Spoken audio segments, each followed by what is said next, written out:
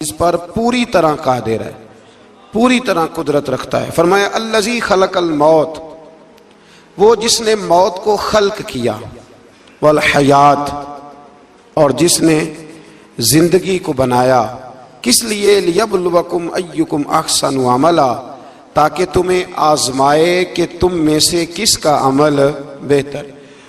موت اور حیات، پیدا ہوتا ہے انسان، جوان ہوتا ہے، بڑا ہوتا ہے، پڑھائی کرتا ہے، کاروبار کرتا ہے، پتہ نہیں کون سے بد و جزر زندگی میں دیکھتا ہے، تو اللہ نے فرمایا اس کا ایک مقصد ہے۔ مقصد یہ ہے کہ پتہ چلے تم میں سے اچھے عمل کون کرتا ہے، تو ہم یہاں عمل کرنے آئے ہیں۔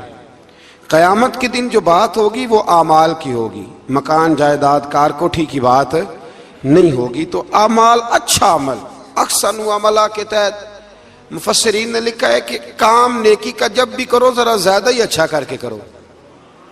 وضو کرو تو سونا کر کے کرو، نماز پڑھو تو ذرا آج گئے پڑھنی جو ہے تو اب ذرا سونی کر کے پڑھو۔ قرآن شریف کی تلاوت کرو تو ذرا پیاری کر کے۔ ذرا میں مدرسے کے بچوں کے ساتھ کبھی کبھی بیٹھتا ہوں، ان سے بڑا کچھ سیکھنے کو ملتا ہے، تو کبھی کوئی بات ان کو کہنے کا بھی موقع ملتا ہے، تو میں انہیں کہا کرتا ہوں کہ ہمارے بزرگ، میری اماں جی جب قرآن مجید کھولتی تھی نا، تو جو وہ رنگ تھا نا بزرگوں کا، حالانکہ وہ حدیثوں میں ہم نے نہیں دیکھا، لیکن وہ کبھی ہم جا کے کوئی بات کرتے تھے نا، تو تلاوت کے دوران تو وہ جلدی سے منہ پہ انگلی رکھتی تھی کہ چپ کرو میں قرآن پاک پڑھ رہی ہوں، اور پھر شنیل کا غلاف، اور پھر اس غلاف کو علیحدہ چومنا، قرآن پاک کو علیحدہ چومنا، اور پھر اس کو ریل میں رکھنا، اور پھر کئی کر کے۔ تو ہم جو آج ہیں تو ہم اس عمل کو اتنا اچھا کر کے نہیں کرتے، بس ٹھیک ہے ہر وقت ہاتھ میں قرآن مجید رہتا ہے تو وہ رویہ نہیں۔ تو کام کرنا ہے تو اس کو کیا کریں؟ اچھا کر کے کریں، ذرا مزیدار کر کے کریں۔ عمل کریں تو ذرا بہترین عمل کریں۔ لیکن نبی کریم نے یہ نہیں فرمایا کہ میں تمہیں اخلاق سکھانے آیا ہوں، فرمایا میں اخلاق عالیہ کی تکمیل کرنے آیا ہوں۔ یعنی جو بڑا اخلاق ہے نا، احسن ترین عمل، اس کا میرے نبی پاک نے درس ارشاد فرمایا ہے۔ اس کا ایک صحابی نے پوچھا یا رسول اللہ صلی اللہ تعالی علیہ وسلم، بہترین عمل کون سا ہے؟ بہترین عمل؟ تو حضور نے فرمایا بہترین عمل اس بندے کا ہے عمر لمبی ہو پر کام سارے ہی اچھے ہوں۔ یعنی تو احسن طریقے سے زندگی گزارے، اچھے طریقے سے تیرا وقت گزرے۔ تو عمل جب بھی کرے نا، دیکھے نا صدقہ اور خیرات کرنا ہے تو تانگ آ کے بھی تو کرنا ہی ہے نا، اور غریب کو 10 چکر گھر میں لگوا کے بھی تو کرنا ہی ہے نا، اس کو 6 دفعہ ڈانٹ کے بھی تو کرنا ہی ہے۔ تو کرنا ہے تو لہذا صحیح کر کے کر دو۔ مطلب وہ گھر میں خاتون خانہ نے کپڑوں کے لیے پیسے مانگ لیے تو 1.5 گھنٹے کے لیکچر کے بعد بھی تو دینے ہی ہے نا۔ کیا خیال ہے آپ کا؟ تو اگر وقت پہ دے دیے جائیں تو چلو معاملہ ذرا، یا تو نہ دیں، بات ختم ہو گئی۔ تو اگر آپ نے 1.5 گھنٹے کے شدید احتجاج کے بعد بھی دینے ہی ہیں تو پھر یہ ہے کہ عمل کو اچھا کر کے کر لیں، ذرا اس میں خوبصورتی رہتی ہے۔ اللہ تعالیٰ سمجھنے کی توفیق عطا فرمائے۔ بڑے خوبصورت مضامین ہیں اس سورہ مبارکہ میں۔ آیت نمبر 19 میں اللہ نے فرمایا کہ کیا انہوں نے اپنے اوپر کبھی پر پھیلائے اور کبھی پر سمیٹے ہوئے پرندوں کو نہیں دیکھا؟ کیا تم نے کبھی دیکھا نہیں کچھ پرندے اوپر اڑتے ہیں تو پر پھیلائے ہوتے ہیں اور کچھ نے پر سمیٹے ہوتے ہیں؟ تو فرمایا ان کو فضا میں رحمان کے علاوہ کو روک نہیں سکتا، صرف ایک رب رحمان ہے جس نے انہیں فضا میں۔ یار جہاز آپ نے دیکھا ہے، اسے کون روکتا ہے؟ آپ یقین کریں کبھی اس پہ بیٹھا بندہ غور کرنے لگ جائے نا میں کہاں ہوں، تو ہو سکتا ہے پریشان ہو جائے۔ کون روک کے رکھتا ہے اسے؟ تو فرمایا یہ رب کی قدرت ہے، جہاں چاہے جس کو چاہے وہیں کھڑا فرما دے۔ یہ اللہ تبارک و تعالیٰ کی قدرت ہے۔ آیت نمبر 20 میں اللہ کی مدد کرنے اور رزق عطا کرنے کا بیان ہے کہ اللہ مدد بھی کرتا ہے تمہاری اور تمہیں رزق بھی عطا کرتا ہے۔ آیت نمبر 23 میں فرمایا کہ اللہ وہ ہے جس نے تمہیں پیدا کیا، تمہیں سننے، دیکھنے اور سمجھنے کی صلاحیتیں عطا کی، مگر بندے بڑے کم ہیں، بڑے کم بندے ہیں جو اللہ کی نعمتوں کا شکر ادا کرتے ہیں۔ یہ سوچنے سمجھنے کی صلاحیت آپ کے خیال میں چھوٹی نعمت ہے؟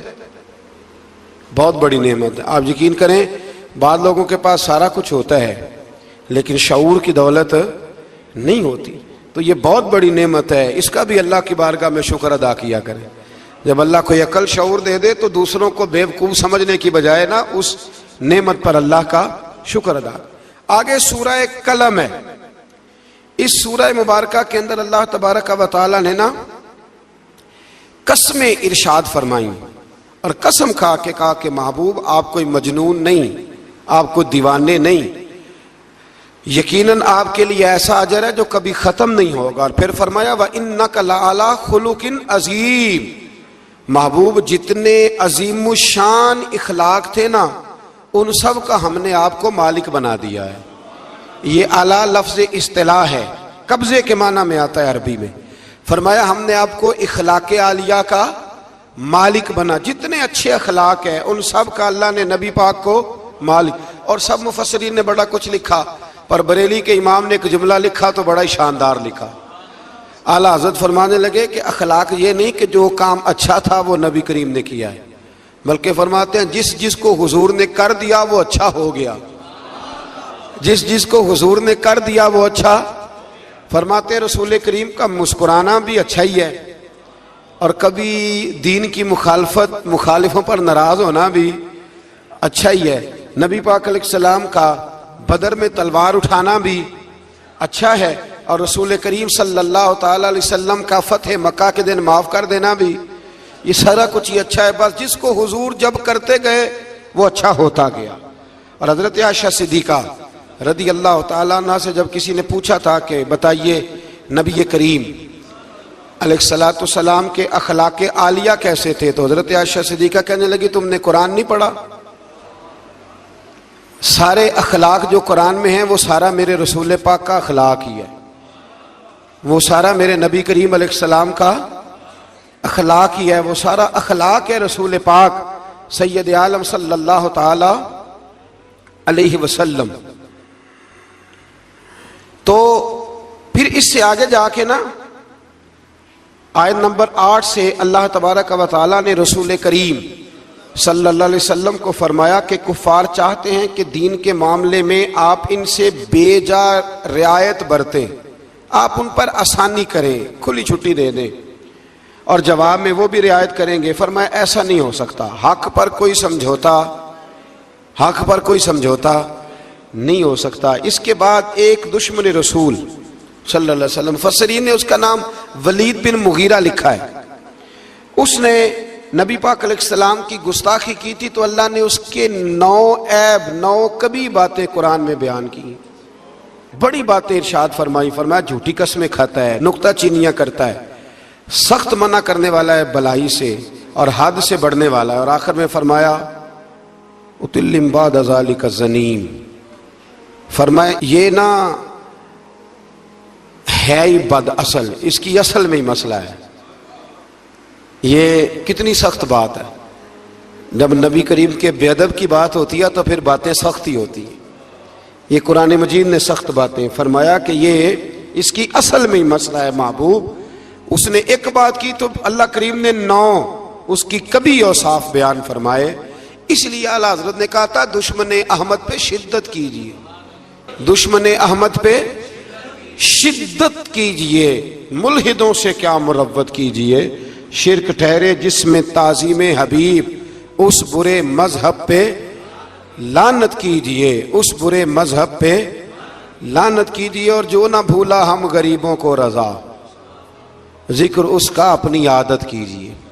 آگے پھر سورۃ الحاقہ، اس سورہ مبارکہ کے شروع میں قیامت کے حق اور یقینی ہونے کو بیان کیا گیا ہے، پھر قوم سمود اور قوم عاد اور فرعون پر نازل ہونے والے عذاب کا ذکر ہے۔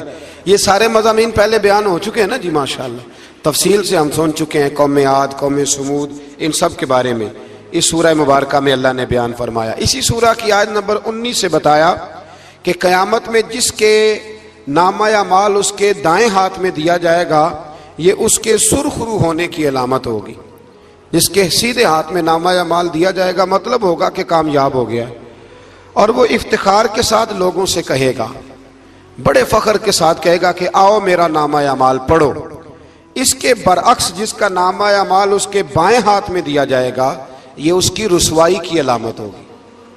اس کی رسوائی کی علامت ہوگی، اور وہ کہے گا کاش میرا نامہ اعمال دیا ہی نہ جاتا اور موت کے ساتھ ہی میرا قصہ ہمیشہ کے لیے ختم ہو چکا ہوتا۔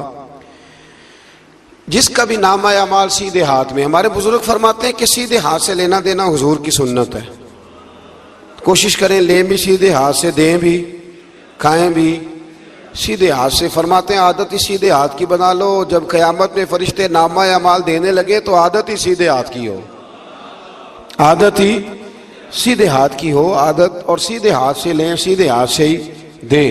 قیامت میں جس کا نامہ اعمال سیدھے ہاتھ میں دیا جائے گا سمجھیے وہ کامیاب ہوا۔ اور جب جس بچے کی فرسٹ پوزیشن آئی ہوتی ہے نا، وہ رزلٹ کارڈ سارے محلے کو دکھاتا ہے، اور جو فیل ہو جاتا ہے وہ ابا جی کو بھی نہیں دکھاتا، وہ کہتے ہیں کہ وہ ابھی آیا نہیں، ملا نہیں۔ قیامت کے دن بھی جو کامیاب ہوں گے نا وہ دنیا کو بتائیں گے کہ اللہ نے فضل کر دیا ہے، اور جو ناکام ہوں منہ چھپاتے پھریں گے۔ اللہ ہمیں پردہ پوشی عطا فرمائے۔ پھر آگے سورۃ المعارج ہے۔ اس سورت کے شروع میں ہی عذاب قیامت کا ایک بار پھر بیان ہے کہ حشر کا ایک دن 50,000 سال کے برابر ہوگا، آسمان پگھلے ہوئے تانبے کی طرح ہو جائے گا، اور پہاڑ دھنی ہوئی رنگین اون کی طرح ہو جائیں گے، کوئی کسی کا پرسان حال نہ ہوگا۔ اس وقت مجرم یہ تمنا کریں گے کہ بیوی بھائی رشتہ دار، بیوی بھائی رشتہ دار اور تمام اہل زمین سب کو اپنا فدیہ دے کے اپنی جان چھڑا لیں، سب کو دھونس دے آگ میں لیکن اپنی جان چھڑا لیں۔ اس دن انسان کا یہ حال ہوگا۔ یہ جو کچھ لوگ، میں نے پہلے بھی کہا تھا کہ کچھ لوگ نا مذاق اڑاتے ہیں قیامت کے عذاب کا، قبر کے عذاب کا، یہ بات درست نہیں ہے۔ دیکھیں نا کہ اللہ تعالیٰ نے قرآن مجید کی واضح آیات میں عذاب کا ذکر فرمایا ہے۔ کیوں فرمایا ہے؟ کہ لوگ اس عذاب سے ڈرے، اس سے بچنے کے لیے تیاری کریں، یہ بیان فرمایا۔ اب یہاں لوگ مذاق اڑاتے ہیں معاذ اللہ تعالیٰ، کہتے ہیں دیکھو جی فلاں مولانا کہہ رہے تھے بچھو آئیں گے تو یہ ہوگا۔ خدا کے بندو، مولانا کون ہوتے ہیں؟ مولانا کون ہوتے ہیں یہ بات کرنے والے؟ یہ تو حدیثوں میں آئی، قرآن مجید کی آیات میں آئی۔ آپ مذاق نہیں اڑائیں بلکہ کوشش کریں کہ اللہ تبارک و تعالی ہمیں سمجھنے کی توفیق عطا فرمائے۔ پھر آیت نمبر 19 سے انسان کے کم حوصلہ ہونے، مصیبت کے وقت گھبرا جانے اور نفع پہنچنے کی صورت میں بخل کرنے کا ذکر ہے۔ فرمایا بڑے کم حوصلے والا ہے، مصیبت کے وقت گھبرا جاتا ہے، اور اگر اسے ہم نفع دیں نا تو جب نفع ملے تو چاہیے تھا نا سخاوت کرتا، تو اس وقت کیا کرتا ہے؟ بخل کرتا ہے، کنجوسی کرتا ہے۔ اللہ فرما رہا ہے، نبی پاک علیہ الصلوۃ والسلام نے فرمایا یہ جو سخی ہوتا ہے نا، فرمایا یہ سخی بندوں کے دل کے قریب بھی ہوتا ہے، اللہ کے قریب بھی ہوتا ہے، اور جنت کے قریب بھی ہوتا ہے۔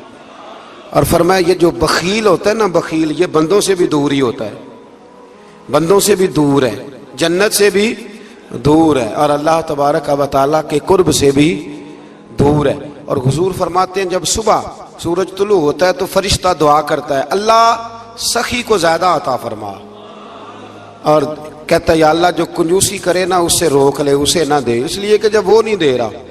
بڑی خوبصورت مثال علامہ اسماعیل حقی نے لکھی ہے۔ آپ فرماتے ہیں کنویں سے سارا پانی ختم ہو جائے تو نیچے سے تازہ آ جاتا ہے، اور اگر پانی ختم نہ ہو اندر ہی پڑا رہے تو باسی ہو جاتا ہے۔ تو ایسا ہونا چاہیے کہ ایک دفعہ سارا پانی ختم، میں آپ کو سارا مال صدقہ کرنے کو نہیں کہہ رہا، لیکن حضرت ابوبکر صدیق نے کئی دفعہ یہ کام کیا۔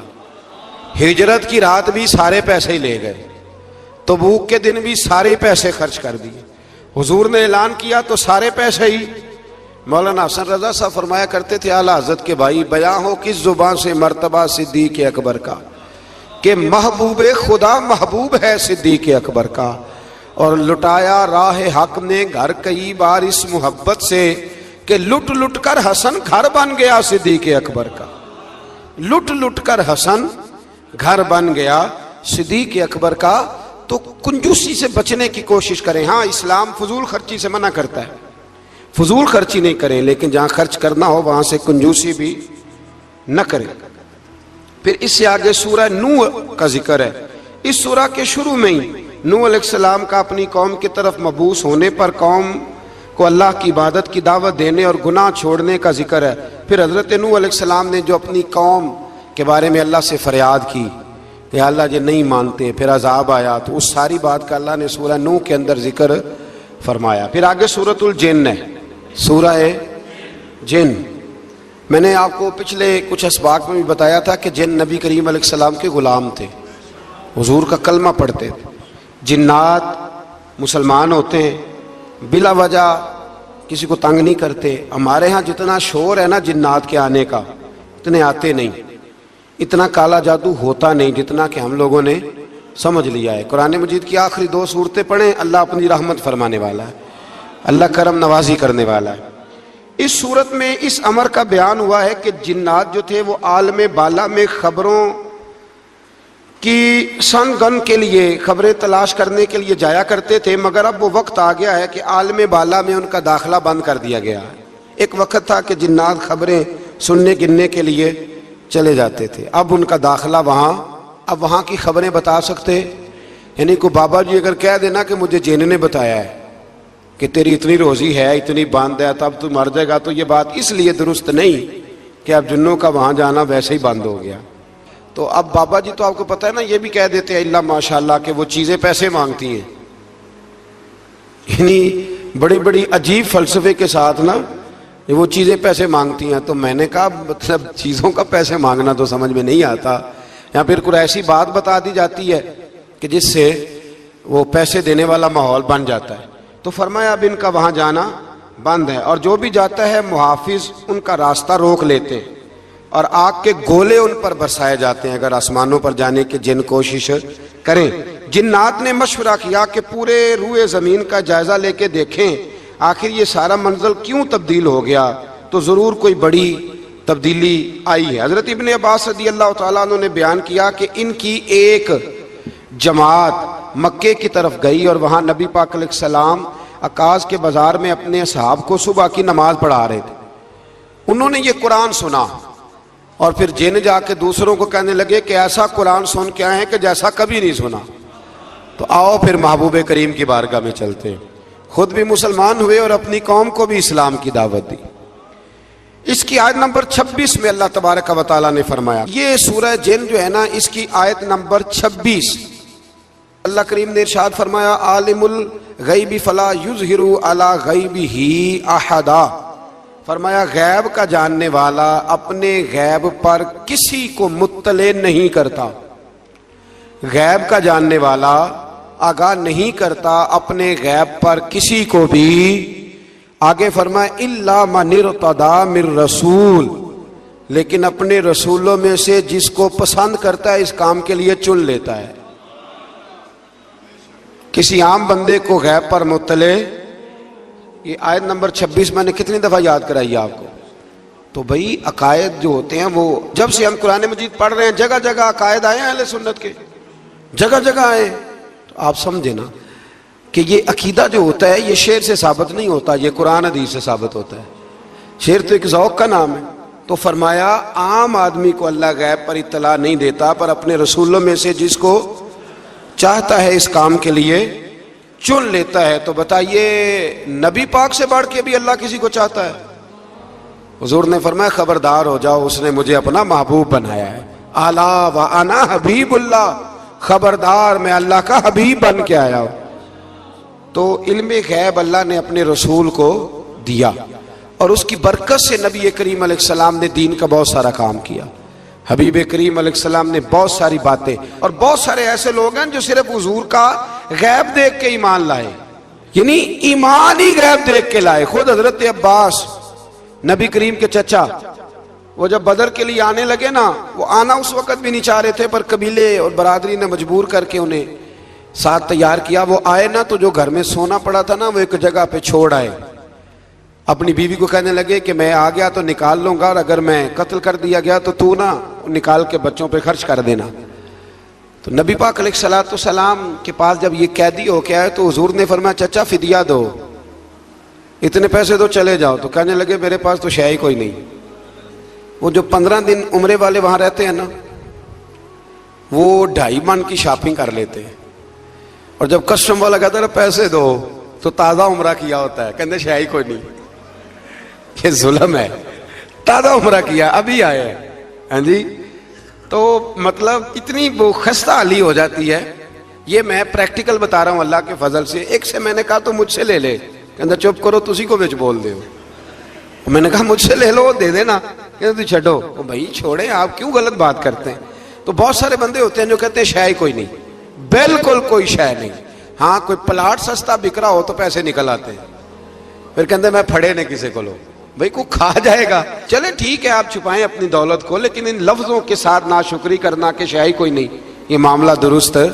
تو حضرت عباس نے بھی نا نبی کریم کی بارگاہ میں عرض کیا, حضور کوئی شے نہیں, کہاں سے دوں. تو حضور مسکرائے. حضور نے فرمایا چاچا جب گھر سے نکلنے لگے تھے تو وہ اکیلے میں میری چچی کو بلا کے جو پیسے دے کے آئے تھے, اور وہ اس کو کہہ کے آئے تھے کہ میں آ گیا تو میں تمہیں بتاؤں گا کیا کرنا ہے, نہ آیا تو پھر نکال کے بچوں پہ خرچ کر دینا. یہ سن کر حضرت عباس پہ راشا ہوا تاری. یہ سن کر حضرت حفیظ جلندری کہتے ہیں یہ سن کر حضرت عباس پہ راشا ہوا تاری کہ پیغمبر تو رکھتا ہے دلوں کی بھی خبرداری. خیال آیا مسلمان نیک و بد پہچان جاتے ہیں اور محمد آدمی کے دل کی باتیں جان جاتے ہیں.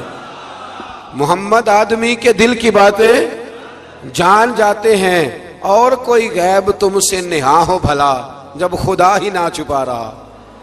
تم پر کروڑوں درود و سلام جب خدا ہی نہ چھپا رہا. کتنی عجیب بات ہے. یہاں بھی لوگ ترازو لے کے بیٹھے ہیں. اقبال سے کسی نے کہا کہ دو علماء کی بحث ہے, ایک کہتا ہے حضور کو غیب نہیں, دوسرا کہتا ہے آؤ چلیں.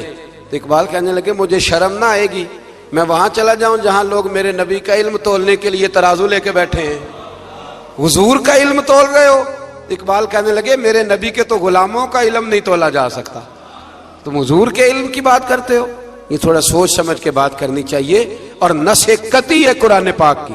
ایک دن سجا لیا تھا میرے نبی پاک نے منبر, فرمایا پوچھ لو پھر جو پوچھنا ہے پوچھو. تو حضرت عمر جیسے لوگ اٹھ کے کھڑے ہو گئے, کہا یا رسول اللہ ہم اللہ کے رب ہونے پہ راضی ہیں, آپ کے رسول ہونے پہ راضی ہیں, اسلام کے دین ہونے پہ حضور ہم بڑے راضی ہیں, ہم بڑے راضی. اس لیے یہ تو ایسا مسئلہ ہے کہ اس مسئلے کو دیکھ دیکھ کے لوگ مسلمان ہوئے. تو حضرت عباس کو جب حضور نے ساری بات بتائی نا تو حضرت عباس کہنے لگے فدیہ مرضی کا لے لینا پر پہلے مجھے کلمہ پڑھاؤ. کہا کیوں؟ فرمایا مجھے سمجھ آ گئی ہے وہ بات میرے اور میری بیوی کے علاوہ کسی کو پتہ ہی نہیں, اگر آپ کو پتہ چلی ہے تو یقیناً آپ کو کوئی بتانے والا ہے, تو وہ جو آپ کو بتانے والا ہے نا وہی رب العالمین ہے. تو حضور کا تو غیب دیکھ کے دنیا کلمہ پڑھ جاتی تھی. اس پر بڑی تفصیل سے میں نے ایک دفعہ بات کی تھی, موقع ملا تو وہ ساری روایات ایک جگہ کسی وقت جمع کریں گے انشاءاللہ تعالی, اور آپ کو عرض کریں گے کہ وہ کیا خوبصورت ماجرا ہے. اور اب تو الحمدللہ ایک اور آسانی بھی ہو گئی ہے. میری باتیں کوئی اس قابل تو نہیں تھی, لیکن چونکہ اللہ رسول کے فرامین تھے تو ایک دوست نے لکھنی شروع کر دی, انشاءاللہ جلدی چھاپ بھی جائیں گی. تو عرض کرنے کا مقصد یہ ہے کہ یہ چیزیں آئیں گی اور آپ کو بتائیں گے کہ اللہ نے اپنے محبوب کریم کو کس طرح غیب کے خزانوں کی کنجیاں عطا فرمائی ہوئی. تو اس سے آگے پھر سورہ مزمل شروع ہوتی ہے. سبحان اللہ. سورہ یا ایھا المزمل, کہا او چادر اوڑھنے والے محبوب, قم اللیل الا قلیلا, ساری رات نہ بیدار رہا کر, تھوڑا آرام بھی کر لیا کر, تھوڑا سا. کیا کہا حضرت نے؟ خدا کی رضا چاہتے ہیں دعا لو, خدا چاہتا ہے رضا. اور درویش کہتے ہیں رب آکھیا سونے محبوبہ تیرے 100 ناز اٹھانا ہاں, لوکی میریاں قسماں چاندے نے میں تیریاں قسماں چاہنا. کہا اے میرے پیارے حبیب, اے چادر اوڑھنے والے, تھوڑا آرام بھی کیا کریں. حضور ساری رات نماز پڑھتے تھے نا, اللہ نے کہا محبوب تھوڑا آرام بھی کیا کریں. پھر اس میں بڑے خوبصورت چیزیں اللہ کریم نے بیان فرمائی ہیں, قیامت کی ہولناکیوں کا بھی ذکر فرمایا ہے.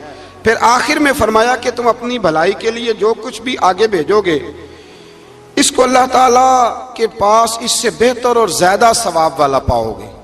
یعنی اس کا معنی یہ بھی ہو سکتا ہے کہ اپنی سوچ سے زیادہ تم ثواب پاؤ گے جو چیز آخرت کے لیے تم بھیجو گے. اور اللہ سے مغفرت طلب کرتے رہو, بے شک اللہ بہت مغفرت فرمانے والا اور بے حد رحم کرنے والا ہے. پھر اس سے آگے سورہ مدثر ہے. مزمل کے فوراً بعد سورہ मुदस्सर, इस सूरह मुबारक में बड़ा खूबसूरत अंदाज है। या अय्युहल मुदस्सर, ए चादर ओढ़ने वाले, कुम फअनज़िर, उठिए और लोगों को डराइए। उठिए, आप पैगाम दीजिए, उठिए लोगों को डराइए। उठ बांध कमर क्यों डरता है, फिर देख खुदा क्या करता है। आप उठिए। इस सूरत में अल्लाह ताला ने आपको शान महबूबी के साथ खिताब करते हुए फरमाया है, चादर ओढ़ने वाले उठिए और लोगों को अल्लाह के अजाब से डराइए और अपने रब की किबरियाई का ऐलान फरमाइए। बताइए कि आपका रब कितना बड़ा है। आयत नंबर 42 में फरमाया, जहन्नमियों से पूछा जाएगा तुम्हारे जहन्नम में जाने का सबब क्या बना। ये सूरह मुदस्सर की आयत नंबर 42 चलो बता लिया आखिरी ने। आयत नंबर 42, जहन्नमियों से पूछा जाएगा जहन्नम में आए हो तो सबब क्या बना। तो वो पहला सबब बताएंगे कि हम नमाज पढ़ने वालों में से ना थे। पहला सबब दोज़ख में जाने का नमाज ना पढ़ना है। रमजान के बाद भी पढ़ेंगे इंशाल्लाह, और ईद वाले दिन भी पूरी 5 पढ़नी है इंशाल्लाह, पूरी 5। ये नए कपड़े लोगों को बाद में दिखाना, पहले सवेरे पहन के ना रब की बारगाह में जाओ। सवेरे पहन के ना, अल्लामा अब्दुल सत्तार खान न्याजी, अल्लामा न्याजी, मैं जब उनके मज़ार पे जाता ना, मियाँ वाली जाने का जब मौका मिलता है तो मैं ना खड़ा होता हूँ। आप यकीन करें, उस बंदे की कब्र पे खड़े होके भी जज्बा ही मिलता है। क्या बंदा था वो ना। पगड़ी बांधते थे बड़ी, हमारे बरेली शरीफ के बुजुर्ग भी ना वो पगड़ी बांधते शिमले वाली। चले आज बात आ गया तो उसकी भी मैं हिकमत बता दूं। वहां ना सिख भी पगड़ी बांधते हैं, तो कपड़ा भी अक्सर एक जैसा ही उनके लिए आता, तो मुसलमान भी खरीद लेते थे। तो वो सिख जो होता है ना, वो शिमला नहीं निकालता, तो उससे फर्क करने के लिए वहां के मशाइख ने ना शिमला निकालना शुरू किया।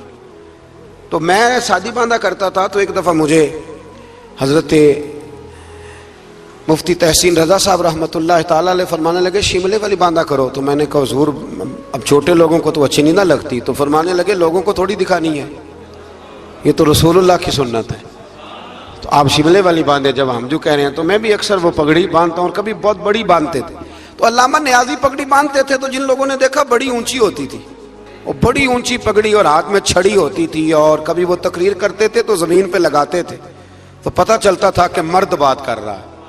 और अल्लामा इकबाल के डायरेक्ट शागिर्द थे अल्लामा अब्दुल सत्तार न्याजी, शागिर्द। वो मदीना शरीफ जाने लगे ना, तो किसी ने उनसे कहा न्याजी साहब ये पगड़ी उतार के जाओ, ये पगड़ी उतार के जाओ। तो अल्लामा न्याजी साहब फरमाने लगे क्यों उतार के जाऊं, पहन के जाऊंगा। जब हुजूर की बारगाह में न्याजी का सर झुकेगा तो शिमला भी झुकेगा, और दुनिया को पता चलेगा जिसका सर कभी कहीं नहीं ना झुकता, इस रोजे पे आके उसकी गर्दन भी झुक जाया करती। इसलिए साथ लेके जानी है पगड़ी, ताकि लोगों को पता चले। तो आप नए कपड़े पहन के ना कभी साज संवर के मस्जिद भी जाया करें, खूबसूरत हो के। कुरान मजीद ने कहा गालिबन 9वें पारे में है कि नमाज के वक्त जीनत इख्तियार करो, अच्छे बन के। तो नए कपड़े पहन के ना ईद वाले दिन 5 नमाजें पाबंदी से पढ़नी है इंशाअल्लाह ताला। ये रश देखना है इंशाअल्लाह ताला, पता चलेगा कि रमजान के रोजों ने असर किया हमारे ऊपर। तो जहन्नमियों से पूछा जाएगा दोज़ख में आने का सबब क्या बना, तो कहेंगे हम नमाज पढ़ने वालों में से ना थे, और दूसरी बात ये कहेंगे कि हम मिस्कीन को खाना नहीं खिलाते थे। दोज़ख में जाने का दूसरा सबब कि तौफीक के बावजूद लोग मिस्कीनों का ख्याल नहीं रखते। और तीसरी बात वो ये कहेंगे कि हम लगव कामों में मशगूल रहते थे। लगव काम, बेहुदा काम उसको कहते हैं जिसका फायदा कोई नहीं। ये बड़े बड़े सियाने लोग गेमें खेलते, सियाने लोग, अक्लमंद लोग, तो ये जहन्नम में जाने का तीसरा सबब कुरान ने बयान किया। लगवियात, फट्टे पे बैठ गए, फजूल बात शुरू कर दी, भाई इससे बेहतर था तो कुरान मजीद की तिलावत करता। ऐसे ही बिला वजह लगवियात हैं ये सारी। मैं मना नहीं करता खाना खाने के लिए कभी जरूर जाएं, लेकिन ये माहौल ही बना लेना कि आज तुझे पार्टी है तो कल मुझे पार्टी है तो परसों उसको पार्टी है, तो ये शुगल मेला हर वक्त का। मुसलमान के पास तो इतना वक्त ही नहीं। एक दोस्त मुझे कहने लगे कि मैं आजकल बड़ा बोर हो रहा हूं, तो मैंने कहा तो असल में फारग है, वरना हमारे पास तो टाइम ही कोई नहीं बोर होने का। बंदा मतलब को फुर्सत मिले तो बोर हो ना, पता नहीं कहां से लोग टाइम निकाल लेते, अब बोर भी हो लेते। तो आप फारिग लगवियात से बचे। लगव काम करना जहन्नुम में जाने का तीसरा सबब है। ये कुरान मजीद ने इस सूरह मुबारका की आयत नंबर 42 में इरशाद फरमाया। اور چوتھے نمبر پر کہیں گے ہم قیامت کے دن کو جھٹلاتے تھے کہ موت ہمارے سر پہ آ گئی۔ یہ 4 کام ہیں جو جہنم میں جانے کا سبب بنیں گے۔ نماز نہ پڑھنا، پہلا کام مسکین کو کھانا نہ کھلانا، اور تیسرا لغو اور فضول کاموں میں مشغول رہنا، بالکل کسی کوئی فائدہ ہی نہیں وہ کام کرتے رہنا، بالکل بے معنی بے مقصد کام کرنا۔ اور چوتھے نمبر پہ کہیں گے کہ ہم قیامت کے دن کو، آج بھی کچھ لوگ کہہ دیتے ہیں کہ مریں گے تو دیکھی جائے گی، مثلا کیا دیکھ لیں گے آپ؟ اتنی بڑی جرت، اتنی بڑی، اللہ تعالی ہمیں سمجھنے کی توفیق عطا فرمائے۔ سورۃ القیامہ شروع ہو جاتی ہے جی اس سے آگے۔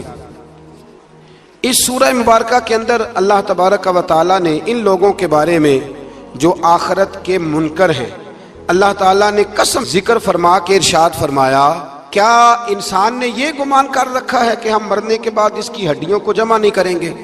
کیوں نہیں، ہم اس بات پر قادر ہیں کہ ان کی انگلیوں کے پورے جیسے پہلے تھے ویسے ہی بنا دیں گے، یعنی انگلیاں تک تمہاری جمع کر لی جائیں گی، انگلیاں تک۔ قیامت کے دن تمہیں کسی کی قبر کھلی تو اس کو دیکھا کہ ہڈیوں کا پنجر بن گیا، لیکن اللہ اسے بھی قیامت میں جمع فرمائے گا دوبارہ سے۔ اور وہ مثال میں 3 4 پارے میں دے چکا ہوں، جب حضرت ابراہیم علیہ السلام نے جانوروں کا، پرندوں کا کیما کر کے رکھا تھا اور کہا پکاریے، تو وہ سارے اپنے پروں پر دوڑتے ہوئے حاضر ہو گئے تھے۔ آگے سورہ دہر شروع ہوتی ہے، سورہ دہر، یہ 29واں پارہ ہے، اور اس میں صورتیں اگرچہ چھوٹی چھوٹی ہیں پر کیا بات ہے سب صورتوں کی، ہر سورہ مبارکہ بڑی اپنے اندر امتیازی شان رکھتی ہے۔ سورہ دہر میں فرمایا حل اتی علی الانسان حین من الدہر لم یکن شیئا مذکورا، فرمایا بے شک گزرا ہے انسان پر زمانہ ایک ایسا کہ جب وہ کوئی قابل ذکر چیز نہیں تھا۔ ایک وقت تھا کہ جب کوئی اس کا ذکر تھا کہ نہیں، وہ وقت بھی جب نہ نام تھا نہ ولدیت تھی۔ پھر دنیا میں آ کے لوگ سمجھتے ہیں کہ میں اٹھتا ہوں تو زمانہ اٹھتا ہے، میں بیٹھتا ہوں تو زمانہ میری وجہ سے نظام چلتا ہے۔ تو اللہ فرماتے ہیں حین من الدہر لم یکن شیئا مذکورا، تیرا تو ذکر ہی کوئی نہیں تھا، تو جانتا ہی کوئی نہیں تھا، یہ تو رب نے تجھے پیدا کیا ہے۔ اب تو سمجھتا ہے کہ میں کوئی چیز ہوں۔ بڑے بڑے لوگوں کی قبروں پہ جاؤ، کوئی پوچھنے والا نہیں، کوئی نہیں۔ وہ جو کہہ دیتے تھے تو قانون بنتا تھا، قانون جن کے سائن کرنے سے لوگ پھانسی سے بچ بھی جاتے تھے اور پھانسی لگ بھی جاتے تھے، آج ان کا جاننے پہچاننے والا کوئی نہیں۔ تو انسان نا بھول جاتا ہے۔ ایک دور وہ بھی ہوتا ہے جب بس میں بیٹھنے کو جگہ کوئی نہیں دیتا، اور ایک دور وہ بھی ہوتا ہے کہ درجنوں کاریں لے کے لوگ گلیوں میں کھڑے ہوتے ہیں۔ انسان کو سارے وقت یاد رکھنے چاہیے، اسے بھولنا۔ حضور علیہ السلام اکثر فرمایا کرتے تھے کہ میں تو اس ماں کا بیٹا ہوں جو گوشت کے خشک ٹکڑے کھا کے بھی گزارا کر لیتی تھی، گوشت کے خشک ٹکڑے کھا کے بھی گزارا کر لیتی تھی۔ اور حضرت عمر فاروق کی زبان پر یہ جملہ ساری عمر رہا کہ میں اونٹ چرانے والے کا بیٹا ہوں، یعنی ساری زندگی رہا۔ لوگ بھول جاتے۔ محمود غزنوی نے ایاز کو بڑا نوازا، لوگوں نے شکایت کی کہ ایاز تو آپ سے تحفے لے لے کے تو جنگل میں جمع کر رہا ہے دولت۔ محمود کہنے لگے تمہیں کیسے پتا؟ کہنے لگے عصر کے بعد کہاں جاتا ہے روز، پتا ہے؟ لگا نہیں، تو کہا پھر آپ کو آج تک یہ نہیں پتا کہ عصر؟ محمود کہنے لگے واقعی یار اس نے کبھی بتایا نہیں عصر کے بعد کہاں ہوتا ہے۔ عصر کی نماز پڑھ کے محمود ایاز کے پیچھے پیچھے گئے تو جنگل میں جا کے نا ایک جھونپڑی اندر سے کنڈی لگا لی، سپاہی ساتھ تھے۔ محمود نے غصے سے دروازہ بجایا، کھٹکھٹایا، اور ایاز نے جھٹ سے دروازہ کھولا۔ محمود دھکا دے کے اندر گئے تو دیکھا تو ایک پھٹی ہوئی چٹائی، ایک پرانا کرتا، ٹوٹے ہوئے جوتے، ایک پگڑی، اور تھوڑا سا نا سامان ہلکا پھلکا بکھرا پڑا ہے۔ یہ کیا ہے؟ کیوں آتے ہو یہاں؟ بتایا کیوں نہیں؟ تو ایاز کہنے لگے بادشاہ میں یہاں نہ روزانہ اپنی اوقات یاد کرنے آتا۔ کیا مطلب؟ کہنے لگے جب میں تیرے پاس آیا تھا تو یہ والا میں نے پہنا ہوا تھا لباس، یہ میرے گھر کی کل مالیت تھی، تو بادشاہ ہے، آج اگر تو ناراض ہو جائے تو کون پوچھ سکتا ہے؟ میں روز آ کے اپنی اوقات یاد کرتا ہوں کہ دوبارہ اگر یہاں آنا پڑے تو مجھے مشکل نہ ہو۔ ملا رومی سے کسی نے کہا تھا خشیت کیا ہوتی ہے؟ تو تو آپ فرمانے لگے ایک مانگنے والی سے ایک بادشاہ نے نکاح کر لیا تھا، مانگتی تھی، بادشاہ کو پسند آ گئی، شادی ہو گئی، تو سارا دن روتی تھی، سارا دن روتی تھی۔ تو اس کی کنیزیں اس سے کہنے لگی کہ بس بھی کر، اللہ کا شکر بھی ادا کر، اتنا تجھے اللہ نے نواز، تو روتی رہتی ہے۔ تو کہنے لگی اس لیے نہیں روتی اس لیے ہوں کہ میں اس قابل نہیں تھی، اور ڈرتی اس بات سے ہوں کہ کہیں میرا سائیں ناراض نہ ہو جائے۔ میں تے گلیاں دا روڑا کوڑا، میں گلیاں دا روڑا کوڑا، تے مینوں محل چڑھایا۔ ایک میرا سنگی نا بڑا مہنگا سویٹر لے آیا میرے لیے، کچھ زیادہ ہی مہنگا تھا وہ۔ میں نے اسے کہا یار یہ رکھ لے تو، کہنے لگے ہم لے آیا تو بس قبول کریں۔ تو میں نے کہا میری اماں نا کروشیے سے میرے لیے سویٹر بناتی تھی، کروشیے کی ٹوپی، پتہ نہیں کروشیے کا بھی نئی نسل کو پتہ ہو کہ نہ ہو، تو وہ اماں جی نے بنا کے دیا، تو پھر اس کے بعد میرے چھوٹے بھائی نے بھی پہنا، پھر میرا ایک بھانجا لے گیا چھوٹا، اس نے بھی پہنا۔ تو وہ اتنا مزیدار ہوتا تھا، اتنا شاندار ہوتا تھا کہ جو دھاگے اس میں لگے ہوئے تھے وہ دوبارہ کسی اور جگہ نظر، وہ کہیں اور میسر۔ تو اپنی اصل جو ہوتی ہے اس کا خیال رکھیں، اس کا دھیان کریں، اس پر توجہ کریں، اس پر ضرور غور کریں، یہ بڑی اہم بات۔ بہرحال اس پر بڑی باتیں کہنے والی ہیں، لیکن میں آگے بڑھتا ہوں۔ سورہ دہر سے آگے سورہ مرسلات ہے۔ اس سورہ کے شروع میں آثار قیامت کا ذکر ہے، اور بار کافر اسی پچ ہو گیا، پھر تسبیح مسلح کی کرنا، اساں ظاہر نو رب منیائے، باطن دا اللہ کی کرنا، اساں ظاہر نو رب منیائے، باطن دا اللہ کی کرنا۔